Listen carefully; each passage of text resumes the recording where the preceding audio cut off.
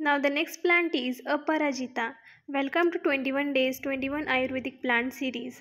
Parajita ही प्रसिद्ध आयुर्वेदी औषधी लता आहे. लता म्हणजे अ क्लाइम्बिंग ट्री. यास निळ्या कलरची फुले येतात. ही वनस्पती मेध्य रसायन, कफपित्तहर, ज्वरग्न, त्वचा, केश इत्यादी गुणांनी युक्त असते. गोकर्ण सुद्धा म्हटले आहे कारण की जे फुलांचं स्वरूप असते ते गाईच्या कानाप्रमाणे असते, म्हणून याला गोकर्ण सुद्धा म्हणतात. नीलकंठी कारण की याचा कलर हा निळ्या रंगाचा असल्यामुळे याला नीलकंठी सुद्धा म्हणतात. Latin name Clitoria ternatea, family Fabaceae, type climbing herb और लथा. स्वरूप ह्याचं पाहिलं तर लता स्वरूपातील हे औषधी आहेत.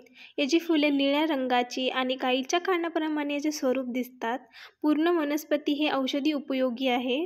यांची पाने ही लहान आणि पंचदल आणि सप्तदल असतात. पंचदल म्हणजे की 5 लीव्सचा ग्रुप असतो आणि सप्तदल म्हणजे की 7 लीव्सचा ग्रुप असतो. पार्ट यूज्ड आर पाने, फुलं आणि बीज. रसपंचक बघितलं तर रस तिक्त कषाय रसात्मक, गुण लघु आणि वृक्ष वीर्य शीत असून विपाक ह्याचा कटू आहे. दोष प्रभाव बघितला तर कफ आणि पित्त शामक, वातावर परिणाम अल्प असतो. याचे कर्म बघितलं तर मैद्य आहे, मेंदू किंवा स्मरणशक्ती वाढवणारा आहे. रसायन ओज आणि शक्ती वाढवतो, चिंता भीती ताण कमी करते. अनिद्रामध्ये ह्याचा खूप उपयोग होतो. ज्वरग्न, कफग्न, त्वचा, वर्ण, केश यात उपयोग होतो आणि वेदनाशमन आहे.